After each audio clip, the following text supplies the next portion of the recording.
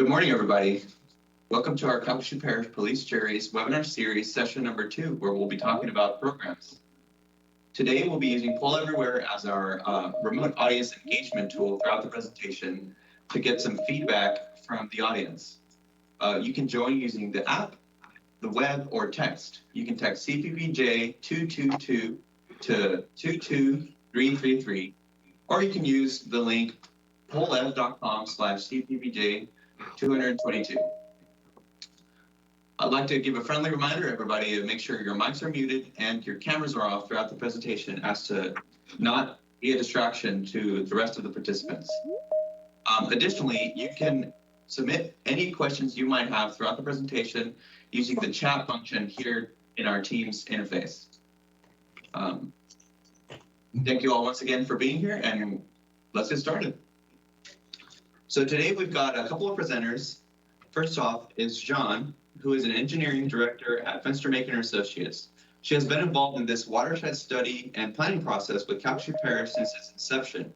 She will be guiding you all throughout the majority of the information in this presentation. Additionally, we've got Jennifer Copian, who is a grants director for CPPJ, and she will be giving us an overview about a possible buyout program within the parish and other successful buyout programs across the nation. Thank you all for being here, and I'll turn it over to Jean. Thank you, Raul. As he said, my name is Jean Hornsby, and I'm with CH Fenstermaker & Associates, and I'd like to welcome everyone for joining us today on our second webinar covering the Calcasieu Parish Regional Watershed Management Plan. This particular webinar will be covering programs. A couple of things as we go through the webinar, please put any questions you may have in the chat box, and at the end, we will be more than happy to address and answer those questions.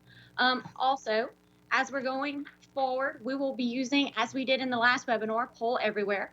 So for those joining right now, I'm going to give a few seconds for you to join. You can do this via app, their website, or through the use of text messaging. As we go through and the polls come up, we can also, we'll have this information at the top of the polls for you to join as well. So I'll give everyone a couple of seconds to join.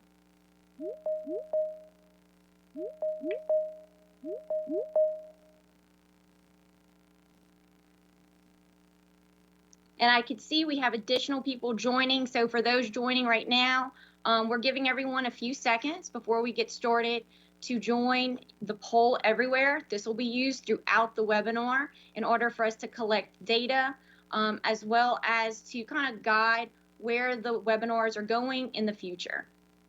So you can do this again through app, the website, or text messaging, and all the information is shown on your screen. All right, we'll go ahead and get started. The first thing we'll do is we're going to hear a brief message from Alan Wainwright, the Director of Public Works and Engineering with Calcasieu Parish Police Jury. Good morning. Welcome to the second webinar of our 4-part series, Let's Talk Drainage. My name is Alan Wainwright. I'm the Director of Engineering and Public Works for the Calcasieu Parish Police Jury. We're very pleased to bring you this webinar series. We hope that this format is convenient for those who want to participate in the formation of the long-term drainage management plan for the Calcasieu Parish Police Jury. The focus of this webinar will be programs, new and innovative programs, to help assist the police jury in reaching its long-term goals. I would like to encourage you to participate during the webinar, both the online chat as well as the live webinar surveys. Your comments and feedback during these portions is critical to helping us develop the best possible plan. Also, I would like to encourage you to complete the online survey after the webinar. This survey helps us answer your specific questions as it relates to programs that will be included in the long-term management plan. Before I turn it back over to Jean, I'd like to thank her and her team at Fenstermaker for helping guide us through this process. Also, I'd like to thank Terry Freelow of our staff at Calcasieu Parish Police Jury for his tireless work into bringing this webinar series to you. Thank you, and I'll turn it over to Jean now for the rest of the webinar. Thank you, Alan. As many of you may recall, during our first webinar, we talked about the overview of what watershed management was. And one particular piece to watershed management is programs. In future webinars, we're going to talk and dive a little bit deeper into policies and projects, but today the focus will be on various programs that Calcasieu Parish is looking at, and we'd like to get feedback from you all on which programs do you like, which ones are most enticing, or do you think will benefit the parish as a whole. So what exactly is a program? A program is a set of services, opportunities, or activities with a particular long-term goal in mind. For this situation, the programs we are looking at are all looking to help incentivize and move forward our overall goal of floodplain management and watershed management. During this webinar, we're going to cover a variety of types of programs. Some you may have heard of, some may be new, but are things that are being done across the United States. Some programs are actually ongoing at this time within Calcasieu Parish. So today we're going to cover the NFIP Community Rating System. Jennifer Cobian is going to tell you a little bit about a local buyout program. We're going to talk about some flood mitigation incentives, the use of public-private partnerships to move forward flood mitigation projects, and then we're also going to talk about some ongoing programs within the parish, like the Calcasieu Parish Gauging Program and our maintenance program. And lastly, we're going to talk about implementation and how we can move these programs forward within Calcasieu Parish. So we'll begin with talking about the National Flood Insurance Program Community Rating System. So first question is, how familiar are you with the CRS program? Are you very familiar? Maybe this is something that you've heard about before or something that you're not familiar with at all. So please give us your feedback on how familiar you are with the community rating system. We'll give everybody a couple of minutes to add their feedback.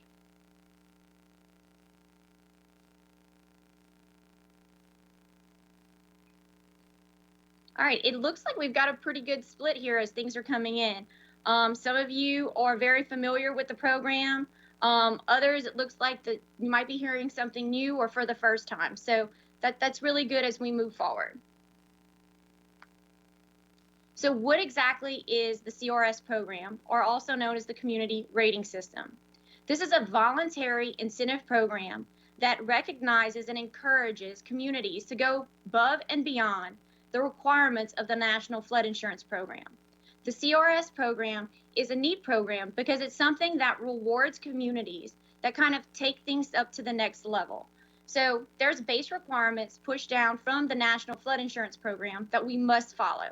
But anything that we do in addition to this, you can get credit for. And we're going to talk about how that program works and how this program can actually help at the local level. Residents are the ones that benefit the most from this program as they see reductions in their flood insurance premiums. So at this time, we're going to hear a message from Jack Young with Half & Associates, who is an expert in the CRS program, to tell you a little bit about the program and how it works. Hello, my name is Jack Young, and I'm a program manager for Half Associates. Over the last 15 years, I've had the pleasure of providing support to communities in Louisiana and Texas enter and advancing FEMA's Community Rating System program. The CRS program is a voluntary program which rewards communities that are undertaking activities that exceed the minimum floodplain management requirements of the NFIP. Many of these communities we talk to think that this program is out of reach and requires a significant investment in resources. However, what they don't realize is that many times the activities that they're already performing as part of their floodplain management program would qualify for credit under the CRS program. The CRS class structure is designed to make the program more accessible to communities while providing increased incentives for investment in their program. I wanted to provide a quick overview of the program. Communities may choose from over 100 creditable elements in 4 major categories of actions: public outreach, mapping and regulations, flood damage reduction activities, and warning and response. As you would expect, the most points are associated with activities which reduce and eliminate risk. The top points for the program are for the preservation of open space, implementations of higher regulatory standards, acquisitions and relocations, and flood protection. I wanted to take a second to highlight 2 of these activities. First, preserving the floodplain as open space allows it to serve a natural function of conveying floodwaters and many other important functions. Keeping the floodplain free of development, free of buildings and infrastructure, means that there will be no flood insurance claims, no closed businesses, no homeless residents, no damaged infrastructure, and that a community can return to normal activity quickly after flooding occurs. Many communities already have policies in place to protect the parkland and open space from development, but this activity can be further enhanced by working with large landowners to identify and preserve the existing natural function of the floodplain. Next, higher standards have proven to have a direct impact on reducing flood risk in the community.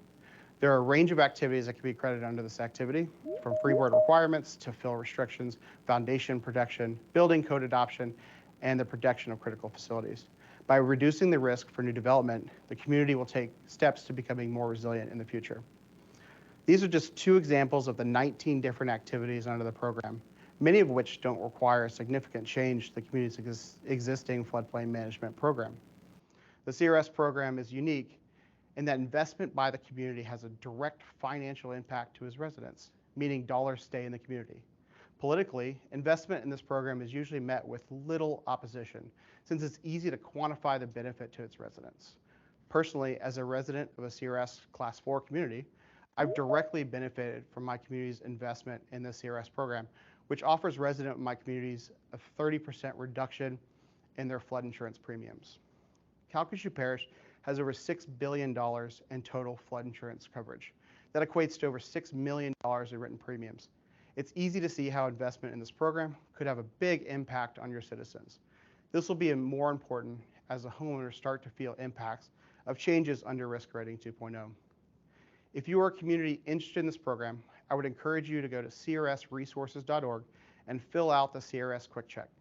This is a tool where a community can document their current activities and calculate the possible credit points for participation in the program. Participation in the CRS program has shown to reduce flood damage claims. As flood risk continues to increase, investment in these programs become even more important. Thank you. Thank you, Jack. He gave us a great overview of what the CRS program is and how we can get involved in it. So both Calcasieu Parish and the City of Lake Charles both currently participate in the CRS program. Calcasieu Parish is currently a Class 8 and the City of Lake Charles is currently a Class 9. Overall, there's only about 13% of communities in Louisiana that actually participate in the CRS program. And the way it works is the more a community does to go above and beyond the NFIP standards, they get points. They get points for some of the various activities that Jack covered earlier. The more points you have, the lower your class rating is. The lower your class rating is, the more of a discount a homeowner receives in their flood insurance premiums. So you can see the benefit here of participation. In addition, many communities can also piggyback what their parish is doing. So for example, Calcasieu Parish has a great GIS program and an extensive website for the community, and this is viewed as an outreach program. Credit can be given to local municipalities for Calcasieu Parish having that GIS program. So you can see the benefit here and how communities can join on to get benefit at their local level for their residents. Jack covered a variety of ways that we can help get our CRS rating down in order to get that benefit. Some of the ones he focused on were open space, higher standards, and also what we're doing today, public outreach and watershed management planning. All of these can help generate a better CRS rating. Many of the programs we're going to go over today will actually benefit towards that CRS rating as well. So you heard Jack mention the FEMA Risk Rating 2.0. This is a new way of calculating what flood insurance premiums are for homeowners. It's considered a fairer way of looking at flood risk across the United States. This has been rolled out in October of 2021 with complete rollout in April of this year. So if you have received your flood insurance premium, you may have seen some changes. In fact, across Louisiana, approximately 80% of homeowners with flood insurance will see an increase in their flood insurance utilizing Risk Rating 2.0. The old way your premiums were calculated, it looked at things like whether you were in or out of a flood zone or a 100-year floodplain extent. It also looked at your home elevation in comparison to that 100-year base flood elevation. Now more emphasis is going on to a variety of factors. They're looking at things like how close are you to a flooding source, whether that's a coastal zone or a river or channel. They're looking at other things like what type of flooding are you at risk from? Is it coastal flooding? Is it fluvial or pluvial flooding? Things we covered in the first webinar. Other things like how your home is constructed, whether you use a slab on grade or pier construction, can also change what your flood insurance premium looks like. So there's a variety of things that are being taken into account when determining your flood risk. It's no longer just whether or not you're in or out of a flood zone. Here's an example that FEMA has put out of what that means. You can see the two homes shown here. The green one is located closer to the flooding source or a coastal zone. Originally, that flood insurance premium was out of the flood zone in a zone X, and their premium was approximately $500. Well, with the new risk rating 2.0, you can see their final overall value has gone up for what they'll be paying in their premium. This won't occur all at one time. FEMA's rolling this out with percentages of approximately 18% year after year until you reach that maximum actuarial value for your risk premium. So every year you'll see a slight increase. You can view this when you get your flood insurance bill and declaration page. It'll cover both what your final value would be and what it is today or what you have to pay this year. As we mentioned, one emphasis is being placed on how high homes are. And so this is important because the higher that a home is built up above that base flood elevation, the more reduction that you will see in your flood insurance premium. The standard used to be about 1 foot. Now you can see that they're putting additional emphasis on homes that are 2 to 3 feet above that base flood elevation. And this can be extremely important as we move forward, both today talking about programs, but also when we move forward into future webinars to talk about policy. Other emphasis is being placed on the type of construction, whether or not that home is on a slab on grade foundation or a pier elevated home. You can see that they're giving additional credit or additional discount for the types of construction. These can also be added to any discount that you get from your CRS program. Here's just another quick example of how doing flood openings around a home or pier construction comparison to slab on grade. So one of the things I want to tie up is we're talking about these things because these are all part of the higher standards and the different elements within the CRS program. There's many things that we are doing across Calcasieu Parish already, and we're getting credit for. But there are some things that we can take a couple of steps further to get additional discounts for the homeowners from a flood insurance standpoint, because now flood insurance is being calculated differently. And so this is a great option for homeowners to see benefits from what the parish is doing for flood mitigation. At this time, I'm going to turn it over to Jennifer Cobian. During our first webinar, we focused and we talked about repetitive loss and how we've seen an increase in the number of homes that have ended up on our repetitive loss claims list. Many of those homes we are targeting approximately 200 of the 1,400 through a federal buyout program. But Jennifer's going to talk about some local options and a program that we can maybe do at the local level.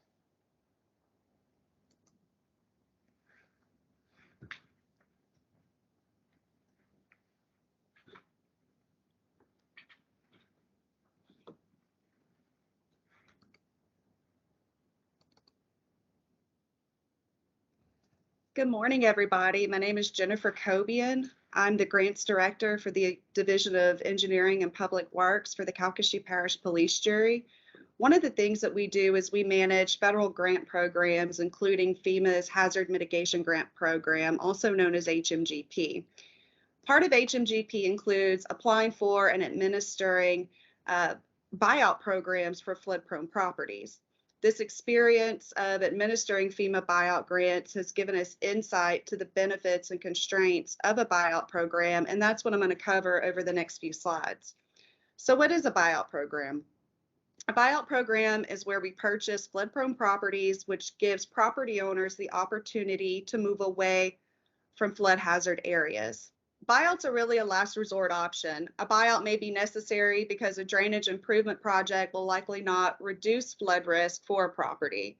And this can be for many reasons, such as the structure being located too close to a natural body of water or because the structure was built too low.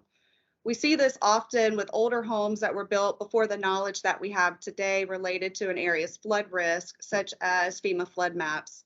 We also see this with structures that were built before elevation standards were in place that we now enforce today.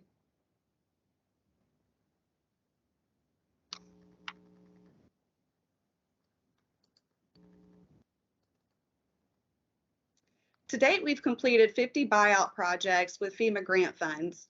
As you can see from the details of this slide, the process to apply for and complete FEMA buyouts is quite long.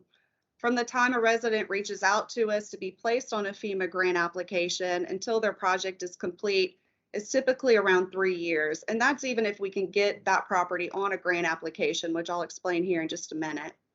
Given this timeline, these property owners may experience flooding while waiting for a FEMA grant, and we have seen this time and time again. We have over 200 properties currently on a wait list to be placed on a grant application. And this number only includes property owners who have reached out to us because they heard about the program and wanted to get more information about the program. So we know that there's many more out there. Constraints of the FEMA program include FEMA's strict eligibility requirements and FEMA funding limitations. The eligibility requirements have led us to being able to get a property approved, but not the next door neighbor who experienced the same level of flooding. This leads to what we call checkerboarding, where we have single empty parcels located throughout the parish, and we're not really able to do these buyout programs in a strategic or cohesive manner. In a FEMA buyout, the structure must be demolished and all concrete and improvements removed from the property to turn the property into green space. In addition, FEMA requires deed restrictions to be placed on the property, which means nothing can be built on the property ever, essentially taking that parcel out of commerce. While we will continue to apply for these FEMA buyout grants to maximize federal funding in Calcasieu Parish, our community will benefit from a local buyout program that is tailored to the needs of our community. So why do we do these buyout programs? The immediate reason is to take the resident out of harm's way and allow them to purchase a property that has lower flood risk. This also means that the property owner can purchase property with significantly lower flood insurance premiums. We often see this where residents reach out to us for a buyout simply because the cost of their flood insurance has gotten incredibly high and they can no longer afford it. Another benefit of buying flood-prone properties is the opportunity to convert the property back to its natural state. Removing structures and concrete provide for more permeable land in an area where water is naturally wanting to go during an event. Another benefit includes converting the land to recreational uses and adding quality of life features for citizens to enjoy. The land may also be used as part of a larger drainage improvement project that can benefit adjacent properties or even the entire watershed. So when developing a local buyout program, there's many things that we would consider, but the main one is funding. How could we pay for this? The next is long-term maintenance. How can we create a program that doesn't require the cost of long-term maintenance for the properties that we do acquire? Maybe that's selling the property to get the property back into commerce while placing higher development restrictions on the property so that whatever is developed will not have the same flood risk of the previous structure. Also, maybe it's some of the benefits that we just named, such as converting large tracts of land back to its natural state and planting trees to help soak up water and provide benefit to adjacent property owners. Another consideration is buyout program recipients relocating to areas of high flood risk again, instead of relocating to areas of lower flood risk. A local buyout program should include resources to educate buyout recipients to help them relocate in an area of lower flood risk. Another option is to include monetary incentives to recipients who locate in areas of lower flood risk. And Jean's going to touch on that here in just a minute when she goes over incentive programs. A great thing is that there are existing buyout programs such as the Rebuild North Carolina program that we can look at to help develop our own program. Our state also developed a buyout program through the Louisiana Watershed Initiative that is similar to Rebuild North Carolina. Both programs include monetary incentives to residents who relocate in low-risk areas. Rebuild North Carolina is a strategic buyout program that prioritizes certain areas to maximize funding and avoid checkerboard situations like I mentioned earlier. Developing the implementation of a buyout program will require considerable thought, but being able to tailor the inputs will lead to greater success of the program. First and foremost will be the ability to make decisions at the local level rather than trying to conform to a federal program that was developed for the entire country. Next, we'll be able to use best available data. As y'all know, we're undertaking a large watershed modeling effort in Calcasieu Parish, and that data would be available to make sound decisions related to a buyout program. We'd be able to create a scorecard system to assess and prioritize properties and rank buyout areas using this best available data and criteria decided at a local level. Items included in this ranking system that are not taken into consideration with FEMA grants is the number of contiguous property owners that are willing to participate in the program. So, you know, the likelihood of us being able to get multiple property owners to sign up for the program so that a large tract of land can be acquired through the program. We would also be able to consider future uses of the land, such as can the land be utilized as part of a larger drainage project or part of a recreational area. Those benefits are not able to be calculated currently when determining a property's benefits using FEMA's benefit cost analysis calculations, but it would be something that we could take into consideration with a local program. To wrap up this discussion of buyout programs, I want to give a visual of what a buyout area could look like after completing the program. These communities were able to convert low-lying areas to regional detention facilities. In addition, park features such as walking paths and bike trails were included. This win-win-win scenario of relocating residents who are in these low-lying areas, redeveloping the land to increase flood protection, and bringing quality of life features to residents could be a reality for Calcasieu Parish. In summary, at this point, only FEMA grants are available to our citizens as an option. Sorry, let me back it up. In summary, at this point, only FEMA grants are available to our citizens for buyout programs. A local buyout program is recommended because it's a multi-benefit solution and a more timely solution compared to FEMA grants. This is especially important for our residents where time is not on their side and action needs to be taken ahead of the next flood event. So with that, now I'm going to hand it back over to Jean to present on flood mitigation incentives. Thank y'all. And just as a reminder to everybody, make sure all of your microphones are muted, your cameras are off, and if you have any questions, use the chat function to input your questions. We'll be answering some of those at the end of the presentation. Thank you. All right, so we're going to go ahead and move on to some flood mitigation incentives. This is another different type of program that we wanted to discuss. So an incentive is basically some type of motivating factor that encourages participants, whether it's developers or residents, to kind of participate in flood mitigation activities. And all of this helps align us to a more resilient community, and also could be things like open space preservation, increasing green space, and we're going to go over a couple of those. But these can vary. These incentive programs can be set up whether or not they're at the watershed level, looking at maybe a local floodplain area. They could be within a community or a residential development, or they can be an incentive that is directly related to a homeowner themselves. So a couple of different types of incentives that are going on across the U.S. that we're going to talk about today include floodproofing incentives. We're going to talk and go a little bit more into the buyout program and the incentives that are related to those. some tax exemptions, as well as some development code flexibility.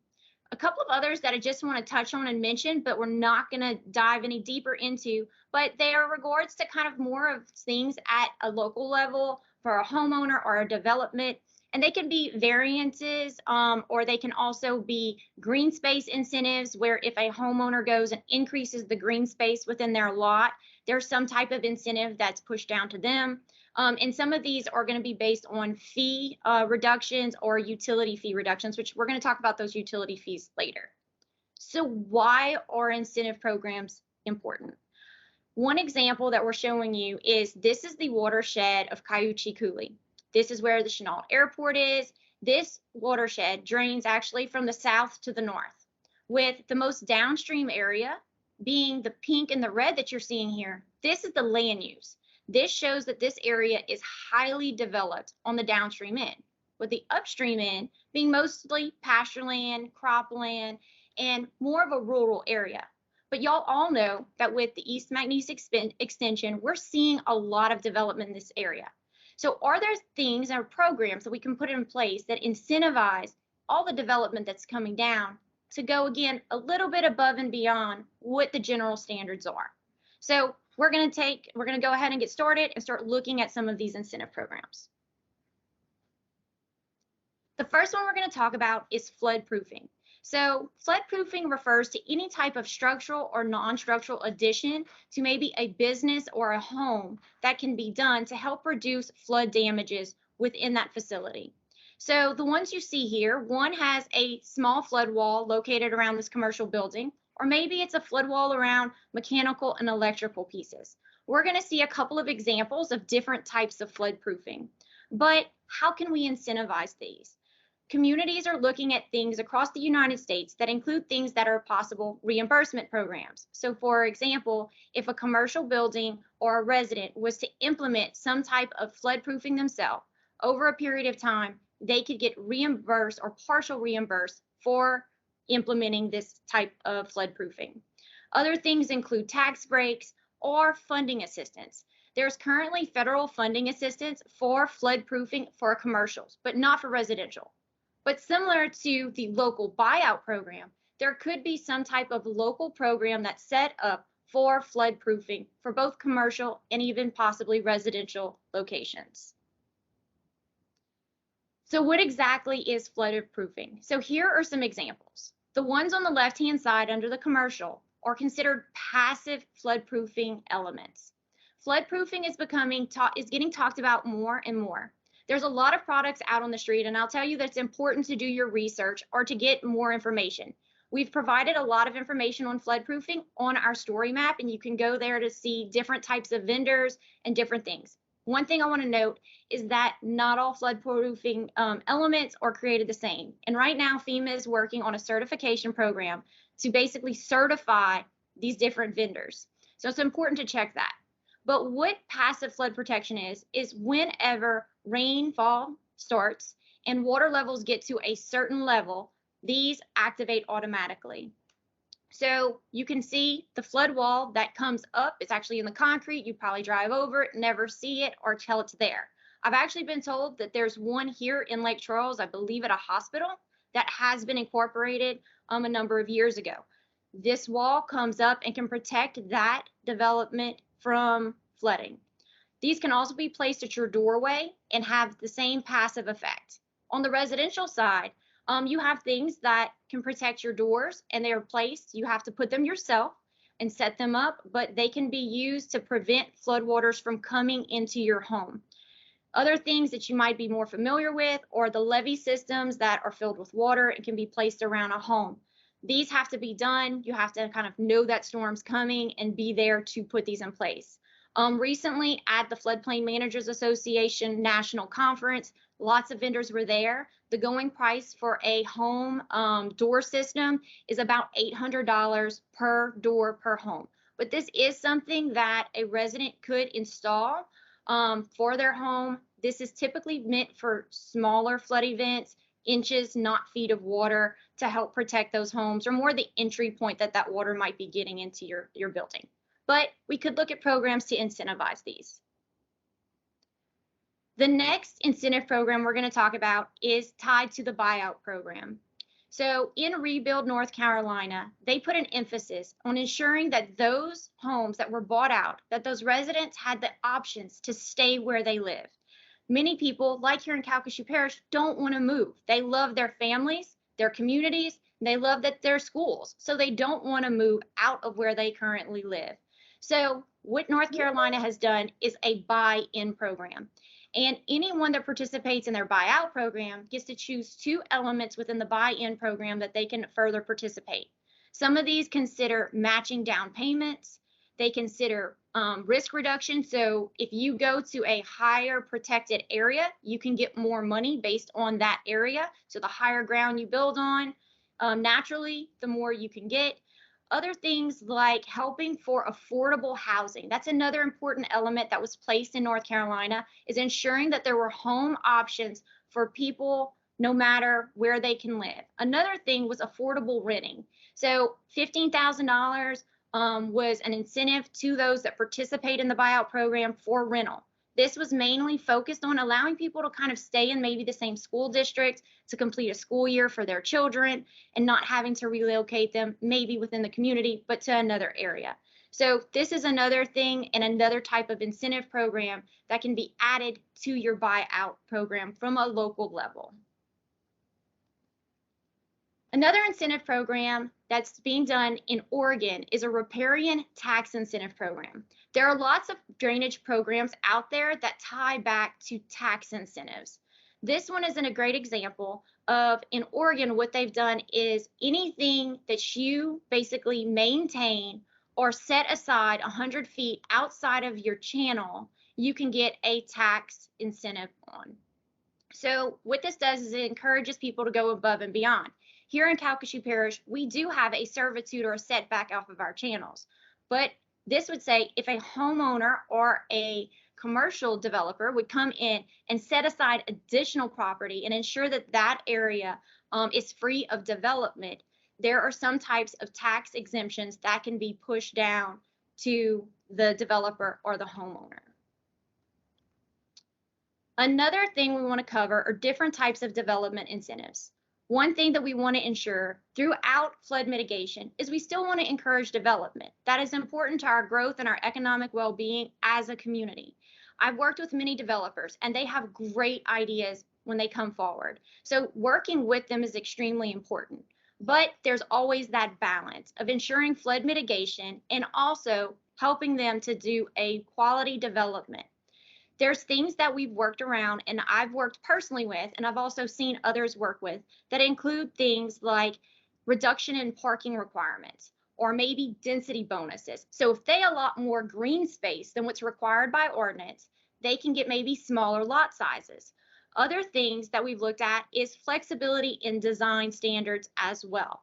The biggest thing here is you want to encourage as much set aside for green space and additional ponds or additional capacity within those ponds to help mitigate flooding, not just when they're in their development and outside.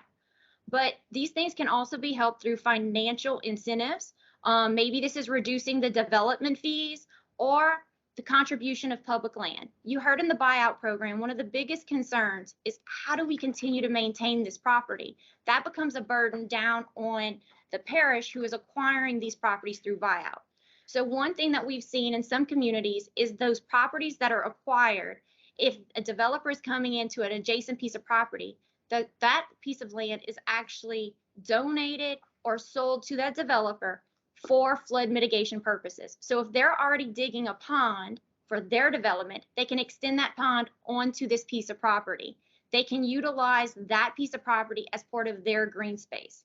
There are many things that need to be worked out and definitely things that would need to be set up, but these are just examples and things we want to present of whether or not this is something y'all believe that Calcasieu Parish should look further into as an option that you'd be interested in.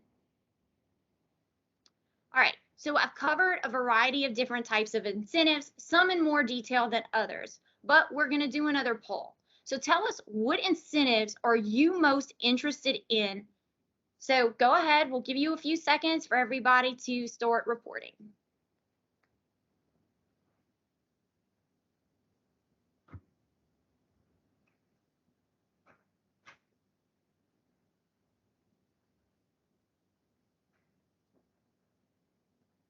All right, I love seeing all the results come in because things that I think are high, they drop down. It's really neat. And it's great getting y'all feedback. All right, it looks like we've got a lot of people really wanting to hear more about green space incentives and possibly like set aside of that type of property, as well as more on the buyout programs themselves. Okay. The next program I want to talk about is the use of public-private partnerships. Here in Calcasieu Parish, this is probably a term that y'all are familiar with. Public-private partnerships are also known as a P3, and this is the mechanism that is currently being used for the replacement of the I-10 bridge over the Calcasieu River. But what it is basically a mutually beneficial agreement between a public entity and a private entity for the betterment or to enhance the life, safety, economics, and security and resiliency of a jurisdiction. So by partnering between the public and the private side, what are some of the benefits that we can get out? Are there things that we can complement? We've put this under programs because it's important to have this prior set up. And I know that this is an option when developers come into town. It doesn't want to be something that we start talking about after they're here. If we already have this program in place with projects that are selected, things in mind, and also the paperwork in line, it can make this process a lot easier. So what are the benefits of going forward with public-private partnerships? One example that I'd like to present to you is one that's been recently done within the city of Scott, right here in Louisiana. A large developer came into town and was looking to develop. Neighboring older neighborhoods built in the 1970s were prone to flooding. The city had already identified a location for a regional detention facility for those older developments. So they partnered with that developer to dig the pond and move this project forward much faster than any other funding source that they could have imagined. This project was put on the ground with that pond permitted, designed, and dug in less than 9 months. What benefit did the developer get off of it? Well, some of the things was they got to utilize the fill. The pond that was dug had nothing to do with their development. None of their runoff was going to those ponds. It was simply set up for those older developments. But they got to utilize the fill, and in addition, they still had to account for any fill placement on their site, as we have a no net fill requirement in Scott. Other things was the quality of life. Not only did they build a pond, that developer came in and added many quality of life elements to it. The dog park, walking trails, fishing pier, many things that not only did the new development get to benefit off of, but also the local community. So in summary, there's benefits for both the government side, faster timeline, cost savings, quality of life investments, and from the private side, there's things like increased cost potentially for lots, moving projects along at a faster pace, and also that good neighbor reputation, and also shared construction costs. All of these are benefits from the developer. So this is definitely something to have on the table to talk about when different developers coming in to see if there's some partnerships there that can benefit both sides. It's not always like that, but it's definitely something to discuss. The next two programs we're going to discuss are actually ongoing programs within Calcasieu Parish. The first is y'all gauging program. So Calcasieu Parish currently has 113 active gauges throughout the parish. Here you can see a couple of pictures of what these gauges look like. You may have seen them when crossing bridges throughout the parish. In addition, the parish is looking at adding an additional 120 gauges. From the state and federal perspective, they have 47 gauges currently located in Calcasieu Parish and are looking at adding an additional 16 for a total of 300 gauges across the parish. So why does this matter and why is it important? Well, one thing is this gauging information tracks things like rainfall as well as the stage or depth of water within a channel. This is important, especially when we're setting up those hydraulic models, that we can use this information to ensure that those models are as accurate as possible. And those models are then used to determine your flood risk, as well as determine which projects are most beneficial. You can access this information through the CPPJ OneRain website or through the story map. So still, why does this matter and why is this program so important? Well, it's important to you to know your risk. You can sign up for alerts that will alert you of which gauges hit certain thresholds. This can be done through the story map, as well as the OneRate site, or as well as we've put a QR code throughout this webinar. What'll occur is within the channel, certain elevations have been set to send out alerts to those that sign up that let you know when that channel is overtopping or when is water on that road. This can help you as a resident make informed decisions. Do you need to leave work earlier? Do we need to let early dismissal for schools? Also things like knowing should you be moving your car or belongings out of harm's way because that channel is rising. So by knowing where you live and knowing your flood risk and even your home elevation, these are important things to know. And signing up for the flood alerts can help you better make informed decisions. Another thing about the gauging network and the alert system is this is a huge program that gets lots of points through the CRS program. So this too ties back to that program that benefits the local homeowners. The next program we're going to talk about is the maintenance program.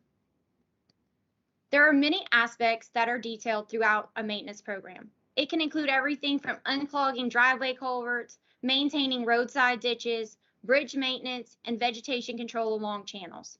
There's many aspects and elements that go into what drainage maintenance is. But one most important thing is who is responsible for what. So we're going to go over that information as well as how much are we actually having to maintain. So currently, Calcasieu Parish has approximately 1,800 miles of channels, over 200 bridge structures or culvert crossings. And within the unincorporated area of Calcasieu Parish, there's over 2,200 miles of roadside ditches to be maintained. That is as long as the Mississippi River. So there's lots to maintain, and we're going to go into a little bit of who's responsible for maintaining what. So DOTD is responsible for the maintenance of all of the roadside ditches along all state highways, as well as the bridges or structures that run underneath those highways. These can be shown in the Calcasieu Parish map in pink.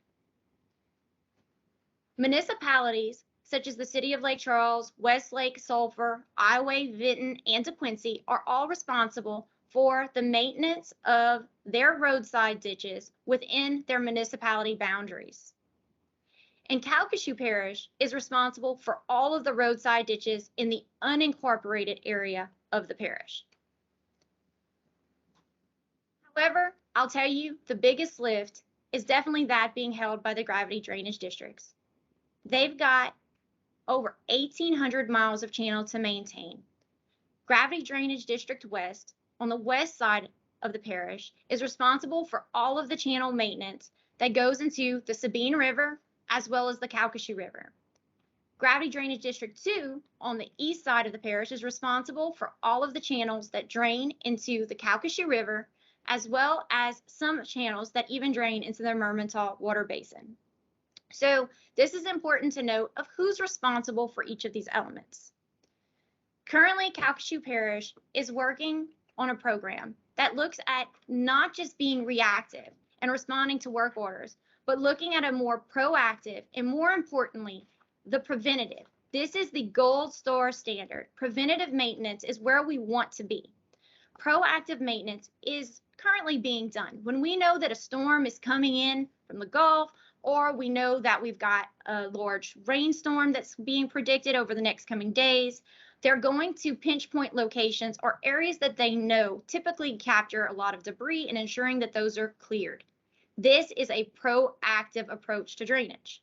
A reactive approach is that we're doing probably a third of our budget right now is going to that reactive, which is responding to work orders in which a resident calls and we're having to go in and determine what the problem is and going through it. Next is the preventative side. This is an annual inspection program in which we go through and we look at all of the channels. These can be set on a timeline period of going through where each channel, looking at these channels and prioritizing them and going through and completing a full inspection. I'm going to go over some of those elements of the inspection and what they're looking for in the coming slides. So what are some of the pros and cons to these? Well, on the proactive side, there's low risk of resident complaints because we've already gone out and we've taken care of the situation. However, sometimes the cost is high because we're having to do so. The reactive side, there's no fixed cost. We're not really sure what's coming down. We're having to react to the situation. But on the con side, there is high risk of resident complaints, and we don't like that. So the preventive kind of takes care of a lot of these pieces. We're able to go out, do that routine maintenance, and take care of things before they actually occur. Here's an example of a maintenance inspection program. This one was taken from the City of Scott. The City of Scott is a smaller community, so many of their channels have been designated as major, intermediate, and minor, and they inspect them all annually. However, with Calcasieu Parish having so many miles of channel, this may have to be split up and prioritized over a 2 to 3 year period in which those inspections can be completed. Other things like checkpoints should all be inspected on a quarterly basis, no matter the size of the community. And also, during that time, we can also inspect those structures. Are the structures in good working condition? Is there sediment? Is there debris blocking them? These are all things that are being looked at when we do these inspections. And we don't want to forget about the inspection of detention ponds, because these are extremely important elements within our drainage system. And they need to be inspected to see, are they filling up with silt due to new construction in the area? Do the outfall structures work properly? Are they blocked? Or are they functioning properly? A lot of times we see when we inspect detention ponds, a lot of times the outfall structure is broken due to mowing and being hit by different things. So these are things that are being looked at. And all of this is part of that preventative maintenance program. So how can these inspections be completed? And again, what are we looking for? So there's a checklist for each type, whether it's a major, intermediate, or minor system. Also, a checklist for structures, ponds, these things vary. These can all be done, not just by foot. What we're finding is that the use of drone technology to fly these channels has been really a great progressive piece of being able to do inspection. It allows us to access areas that we don't typically have access to by foot. It also allows us to get a really good understanding of where these blockages are visually. The information is taken after it's flown in the field back into the office. We can watch these videos and through the use of GIS technology, pinpoint on a map where and the type of blockage or the type of whether it's erosion or beaver dam, whatever it is, we can place those on a map and immediately send someone out.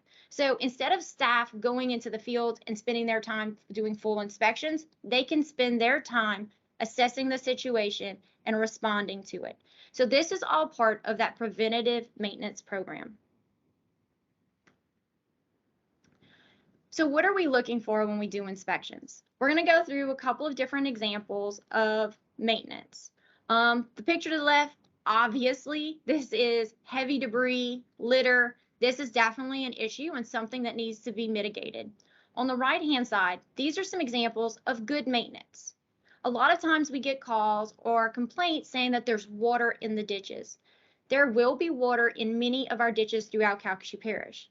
Some in low-lying areas have tidal effects. So when the tide is up, they will fill up with water.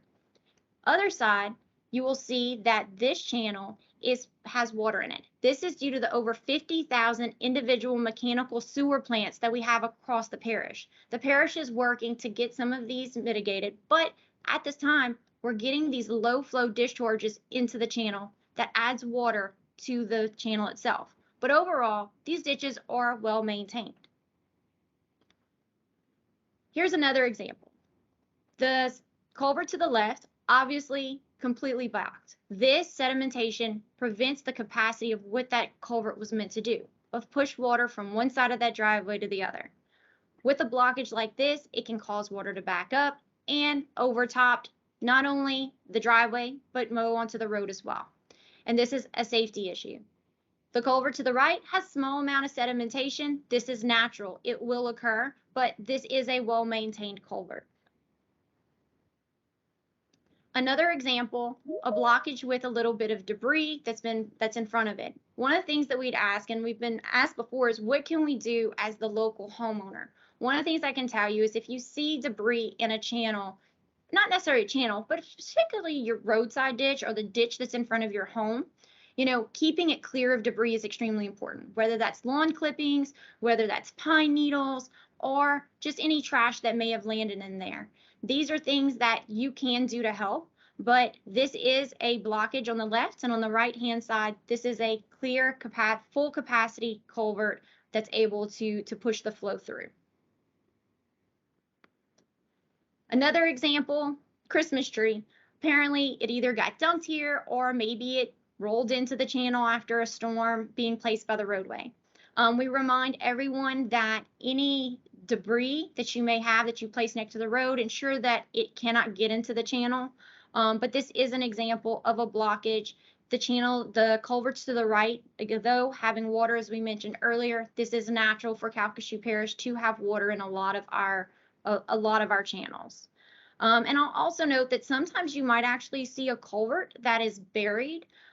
This is sometimes done intentionally. When we're sizing out new culverts, we're sizing them based on not just the conditions today, but a lot of times we take future conditions into play. We know that a larger culvert might be needed there. However, our outfall may not be where it needs to be or low enough for that size pipe. So they'll bury it a lot of times. This is very common with DOTD standards.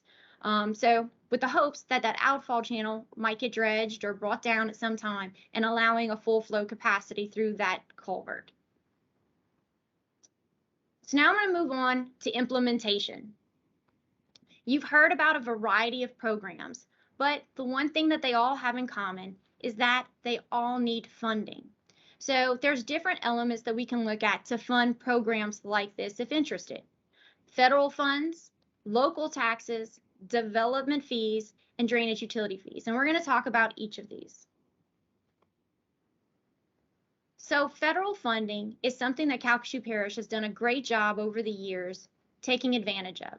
This is money that's coming down from federal government to the area or the state. Community Development Block Grant is one type of federal funding that we utilize for various types of projects. Another program is the Hazard Mitigation Assistance Program, also known as HMA, and it has funding for both pre-disaster as well as post-disaster elements. All of these federal programs do require a local match, so you do have to have some money up front in order to participate in them. The other thing, as Jennifer said, the money that's coming from the federal government does have a lot of steps that we have to go through and can, at times, be a pretty lengthy timeline. Local taxes, both property tax or sales tax, is something that Calcasieu Parish is already tapping into to fund a lot of their projects along the way. But this is important to note because money from taxes can be set aside for particular uses of whether or not those are projects or programs like we talked about today. Something that might be new or a new topic is drainage utility fees. It is new to Louisiana, but it's definitely not new across the United States. Towns, both large and small, from Fredericksburg, Texas, all the way to Austin and Dallas, have drainage utility fees. And what a drainage utility fee is, it's a monthly charge that it's assessed to a property owner based on the amount of impervious cover within their site. There's lots of ways to calculate what that fee might be. You can look at the equivalent residential unit, the intensity of the development or the impervious area, or equivalent hydraulic area, which is a more complicated approach. Typically, choices 1 and 2 are used when calculating this. This fee can be a set fee, or it can be something that's actually calculated. Throughout our studies, a couple of fees we've seen have been set fees of $1 or $2 a month, all the way up to $12 to $15. Again, it can be a set fee or it can be calculated based on the amount of impervious area. The good thing about this type of fee is that it is recurring. So it can help with recurring costs, whether that's maintenance or programs that can help move these things forward. East Baton Rouge is currently proposing a utility fee within their area. They're doing this and they want to allocate all the funds that come out of their utility fee to be used for drainage maintenance, particularly to offset the cost of where they're having to go. So this is something we wanted to bring up as an option of funding. Another type of fee is a development fee. This development or impact fee is a one-time fee that is assessed typically by developers whenever they come into a community. This one-time fee can range in cost, and usually a cost study is done to determine what these fees should look like. I'll tell you that they can also vary by watershed. So it may be that one watershed that's heavily developed may have a higher development fee associated to drainage impact than maybe a more rural one. So there's lots of elements that can play into what this fee may look like. St. Tammany Parish has had an impact fee for quite some time, and their impact fee is dedicated to roads, drainage, and other things like utilities as well within the system. So this is something, Calcasieu Parish does have development fees. However, they're not set aside for a particular use like the programs that we've discussed today. So in summary, you've heard a lot about different types of programs. We've talked about the community rating system program and how a lot of the other programs tie into this. We've also talked about that local buyout program to help mitigate the number of repetitive loss structures that we have in the community. We've also talked about the grading program as well as the maintenance program, and we've covered a variety of flood mitigation incentives. All of these require funding, whether it's federal, local, drainage utility taxes, or our development fees.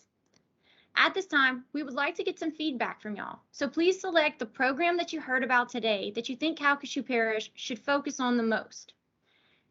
I will also mention that at the end of this webinar, we will be having and give you a QR code to take a survey. During that survey, you will be able to rank a lot of the incentives you heard about, the programs you've heard about, and also give us feedback on which ways do you think that these should be funded. So please ensure that you go through and complete that survey. There's a lot of valuable information that we want to hear back from you, and we also are open to hear other ideas that you may have for programs or incentive programs that Calcasieu Parish should be looking into.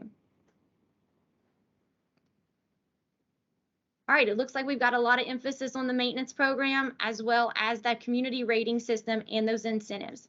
So we definitely appreciate all of your feedback. So what's next?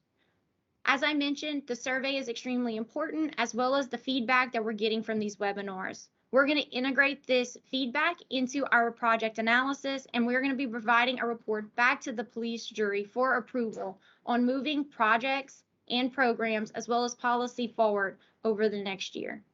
We also incorporate all of these elements, and we want to ensure that they tie back to your strategic master plan. These things like quality of life elements and flood protection that we know are important to you as a community.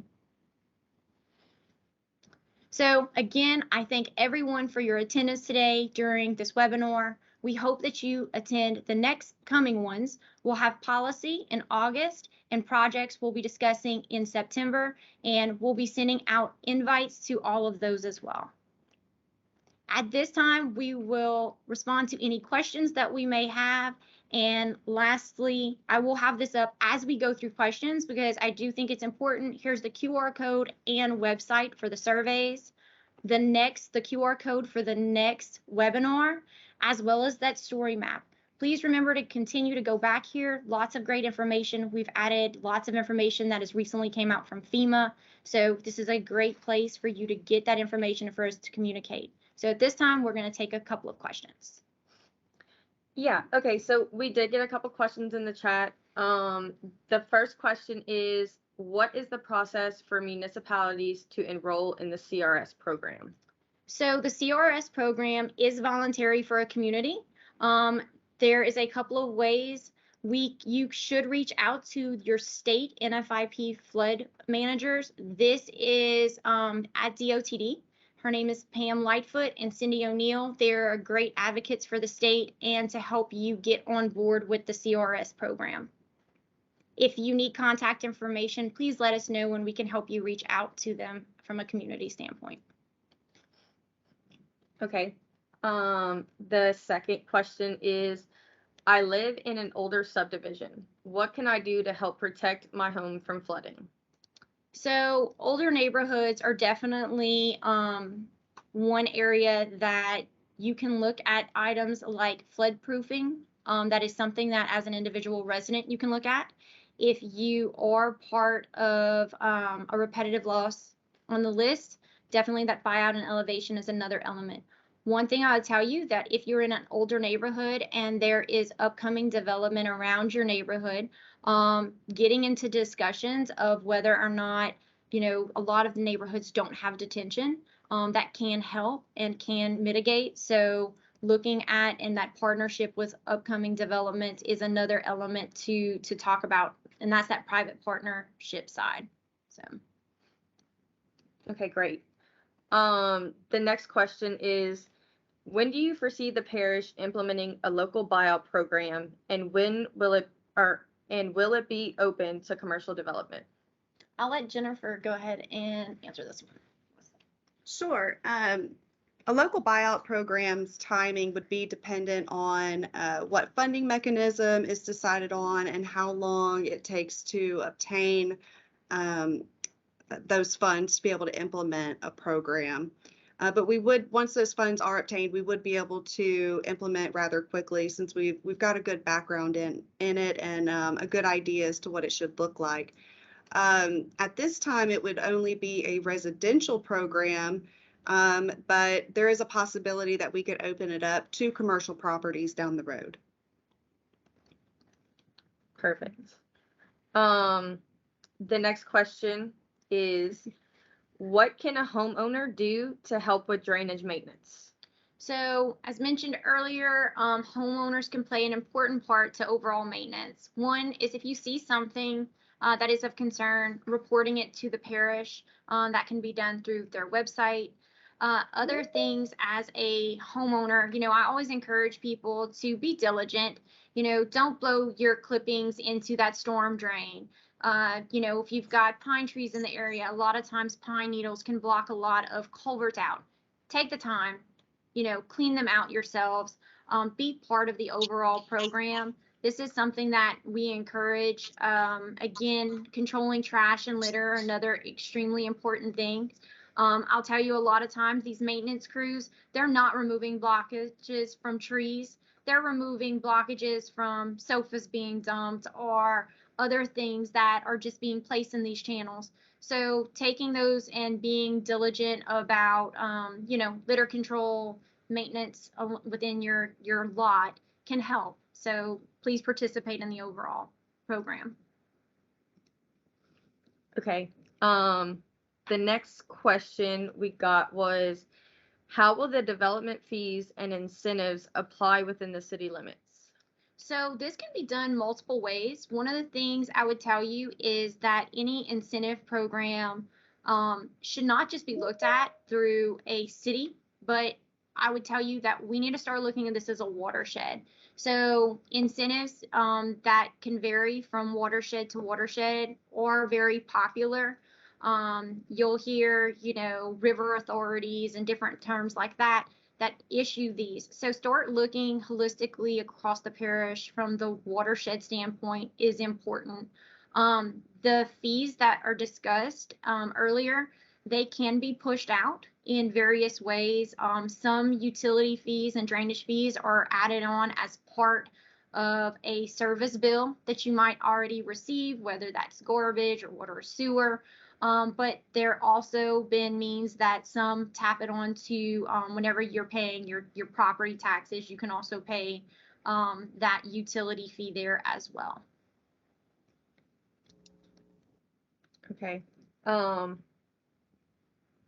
And I think you mentioned it during the presentation, but what will be the average cost for the drainage utility fees? Drainage utility fees, they can range anywhere from a set price of $1 to $15 a month. The most I've been seeing, and a lot of the ones that we've talked to or talked about, are around $2 to $3 a set. Some have it so that there's a calculation of like 0.1 cent per 100 square feet, and then with a minimum of like $3. So it kind of varies on which you'll see. And sometimes commercial are much higher due to the amount of impervious piece that they're putting in place versus the residential. I've also tell you that some communities only do drainage utility fees. They'll start off with just commercial and not the residential element. So again, we're presenting lots of different ways that this can work, and it's more of getting that feedback from y'all of which ones seem, the most enticing or the most beneficial that y'all have an interest in. We're putting it out on the table, and we're really looking for that feedback. Perfect. And the last question is, how can we get a copy of the presentation?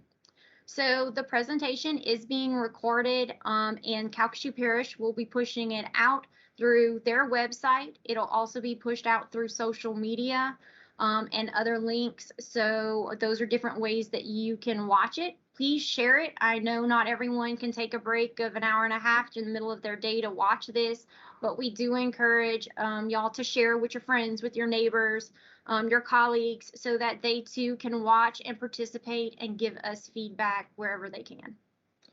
Yes, and to add on to that, on the story map, we will be providing additional resources, and all the webinar PDFs will be posted on there. So if you wanted a copy of the slides, you could always go onto the story map and pull them from there as well. It looks like that's all the questions we got. Okay, well, again, we want to thank everyone for your participation today in the webinar. We hope to see everybody back in August and September as we close out our last 2 webinars. Again, I know I'm repeating myself, but please participate in that survey. This information is extremely valuable to what we present back to the police jury and kind of the steps that we're going to take. And then also that story map is up here and is a great source of information to everyone. So thank y'all, and we appreciate everyone for joining us today.